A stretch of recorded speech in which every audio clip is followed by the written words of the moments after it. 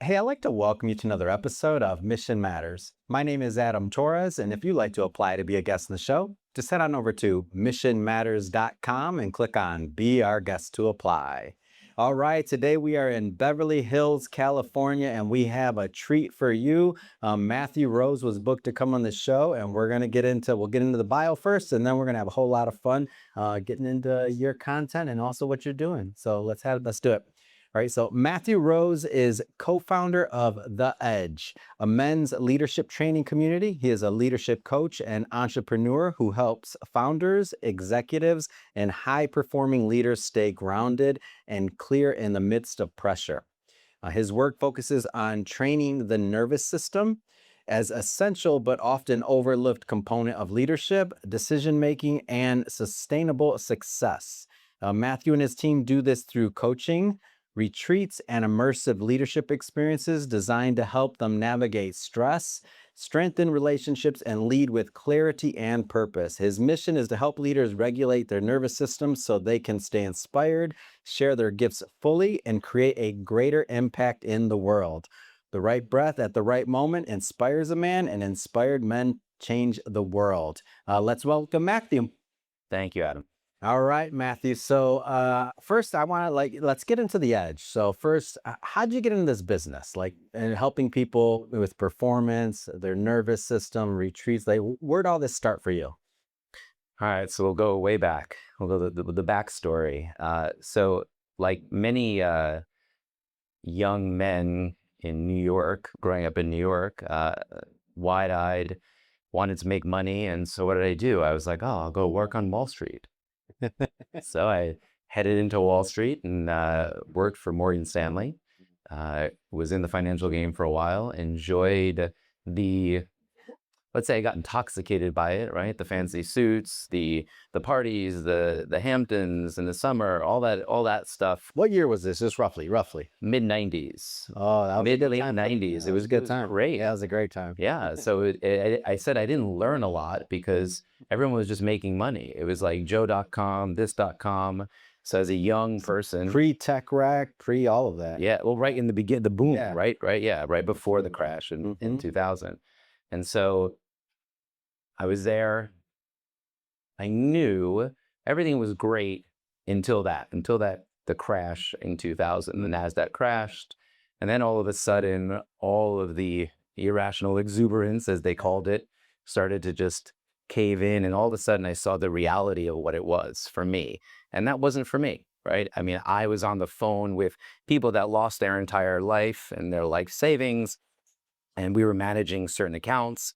And as a young man, getting on the phone with these people and trying to just sort of almost coach them through what was happening, Mm. I recognized it wasn't for me, this industry, right? And so I hung in there though for a little bit longer, and then September 11th happened, and that was the turning point for me. I was transferred 12 days before. I was on the 68th floor of the World Trade Center too, Mm. and I was transferred 12 days before September 11th to a different office. Yeah, it was. I always kind of look at it as my lucky charm. I still keep my ID card of the World Trade Center in Wow. my work bag. No matter where I go, it's been with me, and it kind of woke me up. I was like, you know what? And I'm not really passionate about what I'm doing. And after that, what just happened, I need a change. And so I left that company. I went to a small venture capital firm for about 5 months. I had a stint, I call it, at a venture capital firm. I was like, oh, it's going to be different.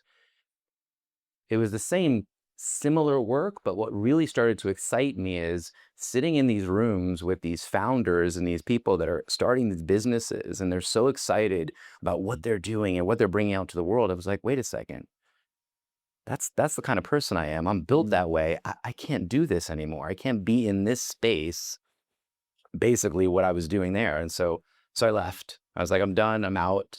And I went to pursue a passion in health and wellness. That was always my passion. And so I went, pursued that passion, managed big facilities down in New York City. I had a lot of connections from the financial industry. So I started working with a lot of these men Yeah. that needed help. So I started coaching in health and wellness then. I managed a lot of facilities there, ended up owning spaces up in New York, like in Westchester and Greenwich, Connecticut. full circle, came out to California, met a girl, came out to California. She dragged me out to LA. I'm not complaining.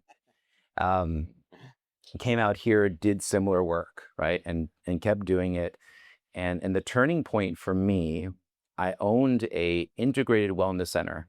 We had the most progressive wellness, fitness practitioners. We had chiropractors, physical therapists, naturopathic physicians, similar to what you did last night, the conversation you had with those people.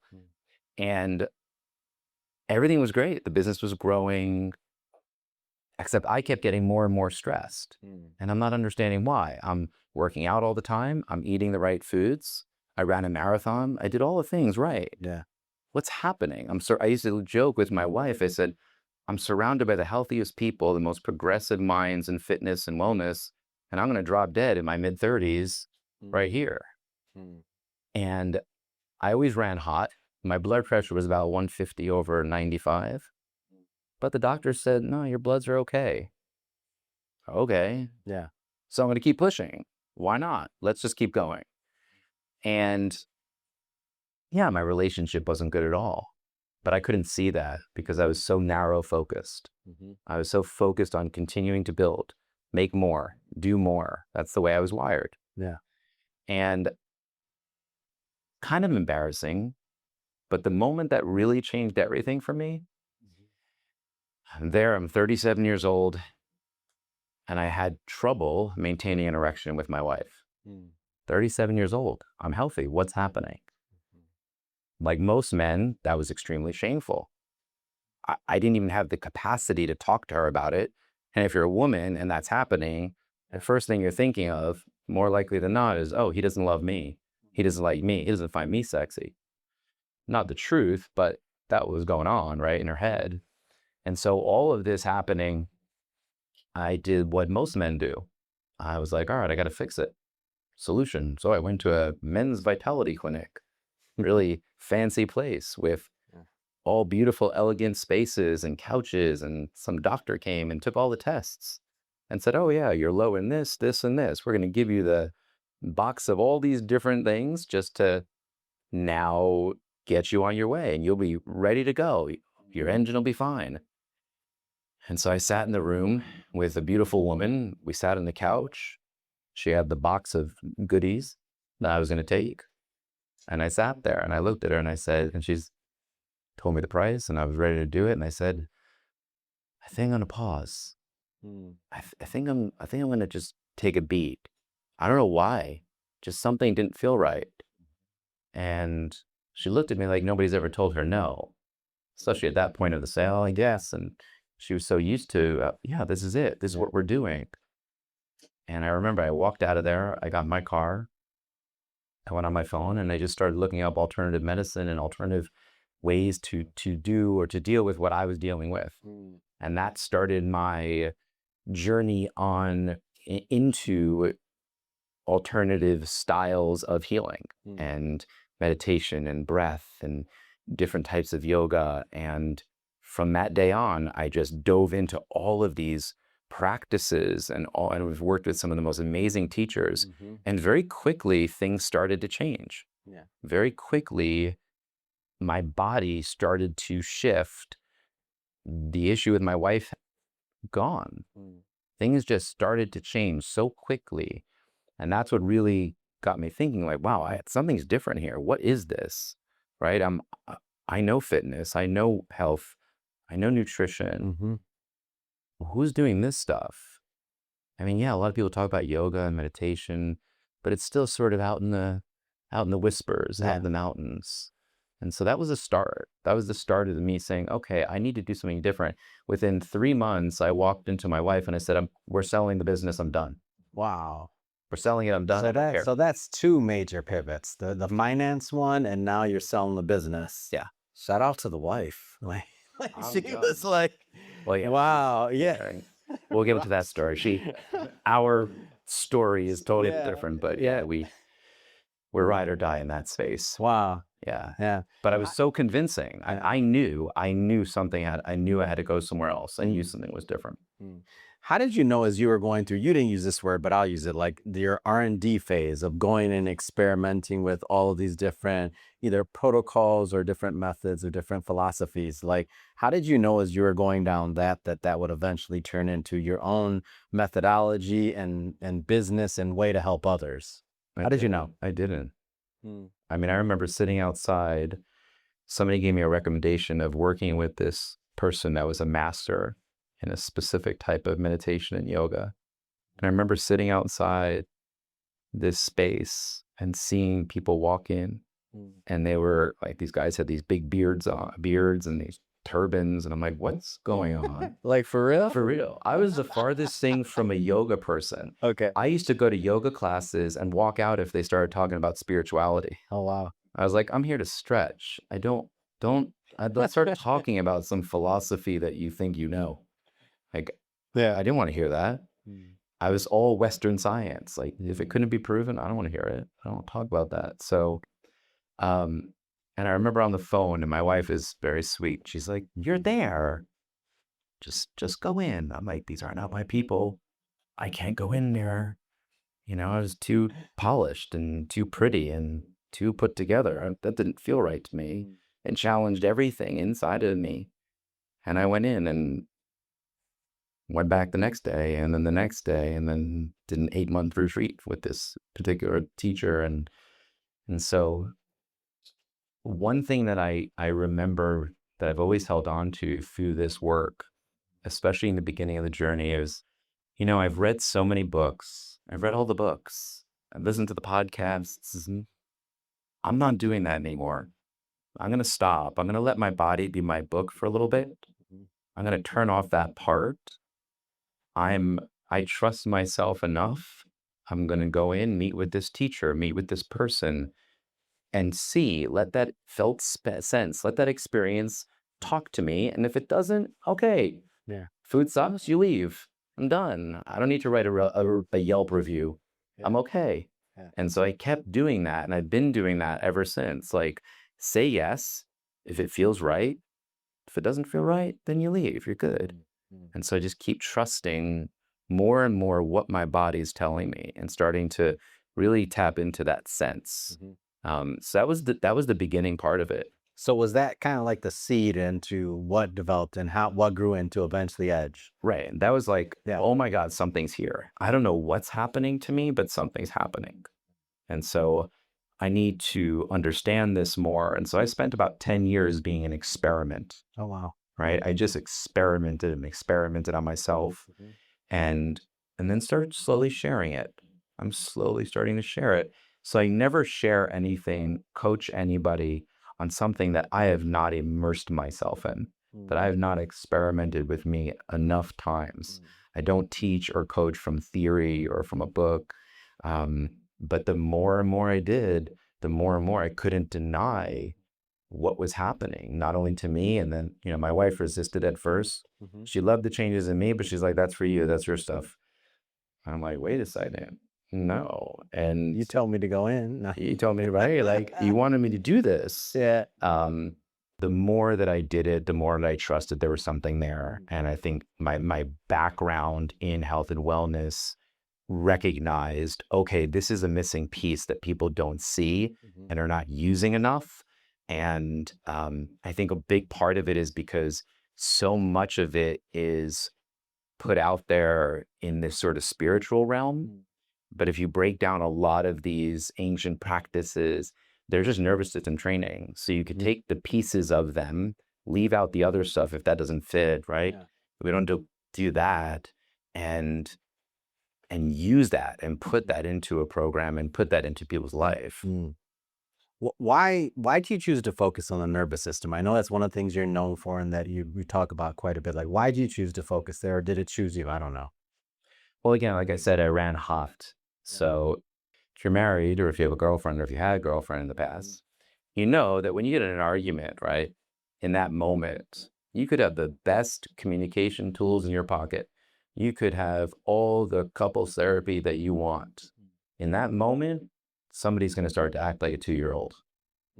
Somebody's brain the amygdala, the part of our brain that is like reptilian, the part of us that's like emotional, Yeah. gets triggered. I was the trigger. Mm. I was the emotional one in the couple.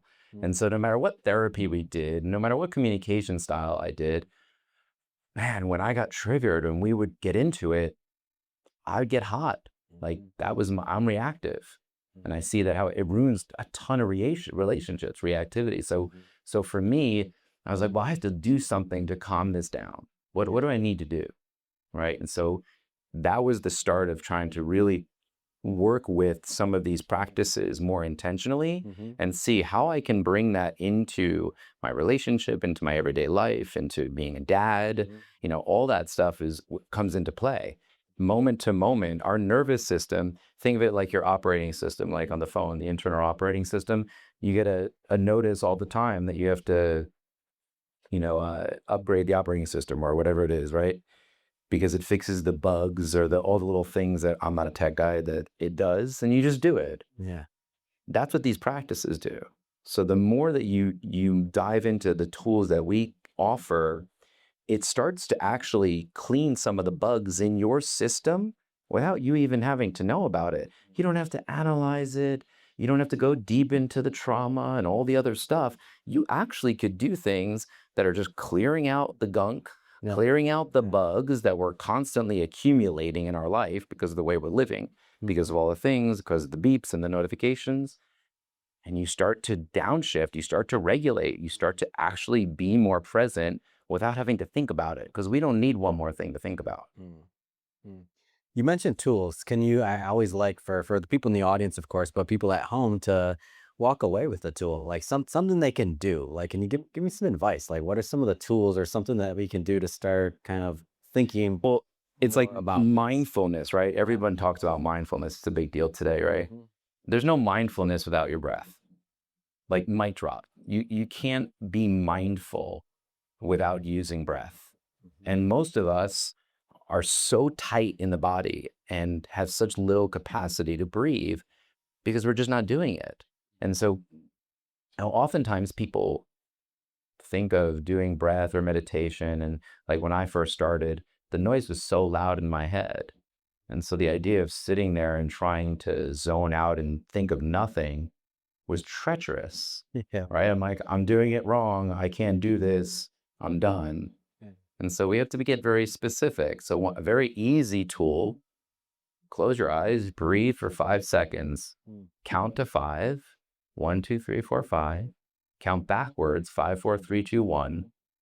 While your eyes are closed, you're literally visualizing the numbers, like you're looking at them on a screen. And you're going to have thoughts come in, great, and they're going to go out. And just think about it. You're literally training your mind. Like you're putting your mind on a leash and saying, okay, we're going to go for a walk for 5 minutes and then we're coming back, and keep doing it. You don't have to do this big hour-long, 2-hour-long meditation, although that's great. Yeah. It's about how can you implement these little tools throughout the day? I have a lot of clients, I have them set alarms. So 3 to 4 alarms throughout the day on their phone. When the alarm goes off, stop at what you're doing, close your eyes, and start this very specific breath for 1 minute. Notice where you are. Like right now, if you close your eyes, is your are your teeth touching? Most people, our teeth are touching. That's the first sign that there's stress, that your body has this low level of stress. Can you breathe into your belly, and is your belly soft? Or is it hard to breathe all the way down, like into your sex organs? Most of us have trouble doing that. And it's not because anything's wrong with us. We're just bracing for impact. Our whole lives, or there's this low level of tension. And some of it has to do with the way you're living. Some of it has to do with individual lifestyle. It has to do with technology. We're inundated. And so these practices really help us start to recalibrate, if you will, this system that we're living in. Man, you got me wanting to breathe over here. I feel like Matt should walk us through a breath or something. What do you guys think? A little breathing exercise? What? Sure. You game? Are we game? Yeah, I'm game. He's over here talking about, I want to breathe. Go ahead. Walk us through something. I'm in. This is great. All right, let's do some breath. Yeah, let's do it. How excited do we want to get here? All right, so let's just close our eyes. All right. The best part is closing your eyes. It's funny because I'm I in. had a client about 6 months ago came into my office and Hmm. he couldn't even close his eyes, and it's not uncommon, right? It's very confronting for us just to be in a space and close our eyes, and that's the first sign. That's your nervous system like on guard, worrying about what's there, what's going to happen. So it's not anything bad. It's just, we don't do it. So just close your eyes and just notice that and see if you can sit up straight and just notice, are your teeth touching? If your teeth are touching, just let your jaw relax. And just notice, can you breathe through your nose? If you can, if you're all stuffed up, I know it's allergy season. If you can breathe through your nose, inhaling really deep down into your lower belly, all the way down into your sex organs. If we want to get biological, we call it the pelvic floor, but just breathing all the way down, nice and soft through your nose. And then on your exhale, imagine that your jaw is so open, it just kind of drops to the ground, almost like you're like a funny cartoon character. So you're inhaling, letting your belly be really soft. And the exhale,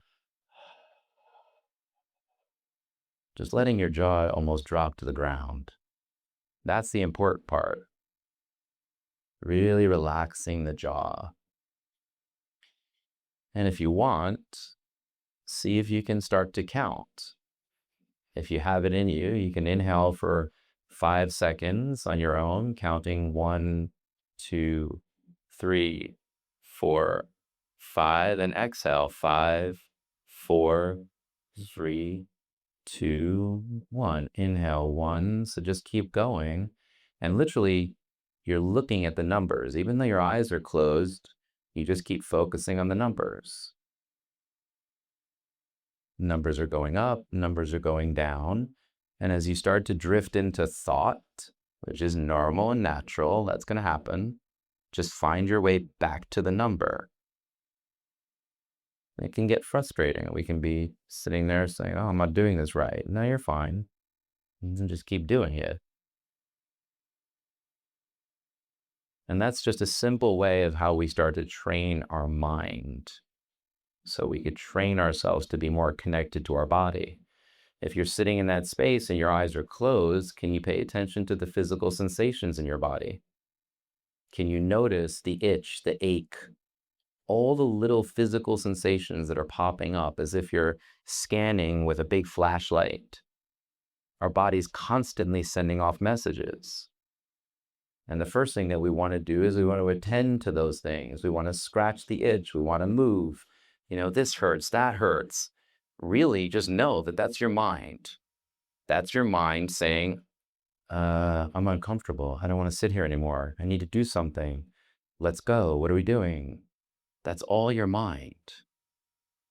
And so the more we can use the breath, the more that we can connect to the sensations in your body and actually start to notice the physical things that are going on without attending to them, without doing anything,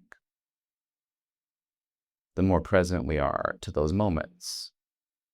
And then we can talk about how all that works and, all the things that it might help us in all aspects of our life, especially relational aspects.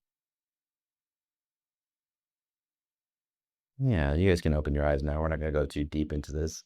It's not that type of night, but I don't know. I feel better. How's everybody else feel? Everybody's like, wait a minute. So yeah, That's great.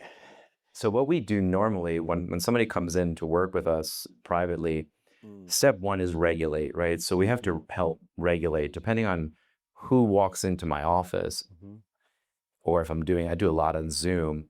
It's like assessing where that person is. Like, I don't know where they are. So the first step is like, how do we start to regulate? How do we do things like that? Yeah. How do I give them little tools that they can start to use every day to bring more awareness?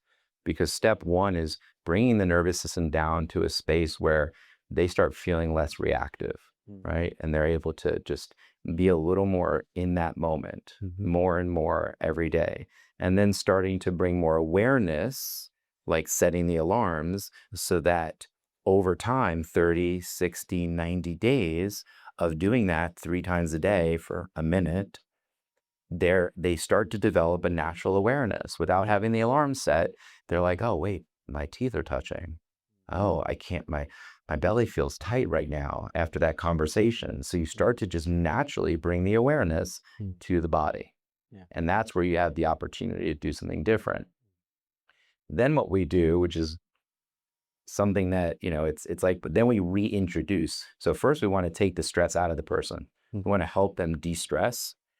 Second step is we want to reintroduce stress, but we want to reintroduce stress and help them. That's where the training really begins. So we put people in uncomfortable positions. So for example, you might be holding your hands out like this for 10 minutes. And at the same time as you're doing that, you're training your body to breathe and relax and smile and relax your jaw. So we start to retrain the body how to handle a stress response, because the physical stress response is first. Then I'll have them start to think about something that's bothering them, something they're perseverating on, a fight they had with somebody, an argument, something at work, while they're holding a position and while they're breathing and relaxing. So they start to literally train their nervous system to do something different under pressure. So instead of bracing for impact and getting all tense, they're able to, okay, this thing is happening. I have this stress here. I can feel that. I'm okay, but I'm able to still be here, not disconnect, not brace for impact, not narrow my field. All those things that start to happen in the body. So it's literally a retraining. Yeah. All right. So this is my last question, and then we'll open it up for the audience, so everybody else can get in here.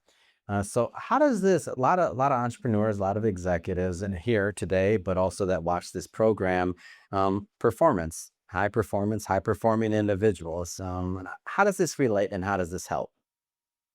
How does it relate? So it's like we're driving a sports car constantly, and we're on like 7,000 RPMs, right? And so if the body's constantly there, what happens is we're performing, we're making money, the business is being built, right? But 9 times out of 10, something is giving, right? The something is going to give. So oftentimes it's the relationships. So it's either a relationship at home, it's the relationship like with yourself, you're disconnecting, or there's some sort of like I find within teams. So a lot of times somebody will work with me and they might be the founder, the CEO of a company, but their team is miserable, right? They're doing it, they're working, but this person is driving them crazy, right? And so how do we, when that person finally says, hey, I'm noticing something different, I want to do something different, I need to do something different, right? This is introducing that different, right? We're helping them. So oftentimes, and I work more than not with men, a guy will come to my office and he's like, man, I want to feel alive again. Like, I want to feel alive and I want to have the freedom to start to enjoy the life that I built, right? Because if their nervous system is constantly stuck in this overdrive, they're not enjoying that. They don't even know that the freedom is there. They can't see it, right? Yeah.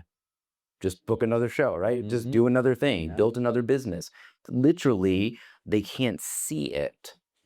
And so they're missing out. And then when they start to wake up to that, and when they start to regulate, then they can hear more, right? They can receive more. You can't even oftentimes, and look, I'm not dissing therapy. Therapy is great. But I think oftentimes we can't receive the benefits of therapy because our nervous system is all messed up. Our nervous system is so dysregulated that we're not even open to hearing it. We're sitting in the office, we're having the conversation with our lover or our partner, but we're not really hearing it because we're so dysregulated. We're so on to the next thing.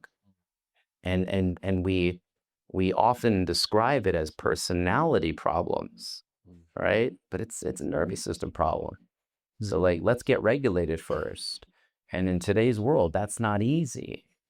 Getting a client and telling them to not check emails on a weekend. Yeah. What?